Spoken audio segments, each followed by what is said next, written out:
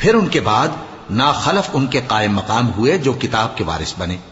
ये लोग इस हकीर दुनिया का मालूम मता ले लेते हैं और कहते हैं कि हम बख्श दिए जाएंगे, और अगर इनके सामने भी वैसा ही माल आ जाता है तो वो भी उसे ले लेते हैं। क्या इनसे किताब की निस्बत अहद नहीं लिया गया था कि अल्लाह पर सच के सिवा और कुछ नहीं कहेंगे? और जो कुछ इस किताब में है उसको उन्होंने पढ़ भी लिया है, और आखिरत का घर परहेजगारों के लिए बेहतर है। क्या तुम समझते नहीं?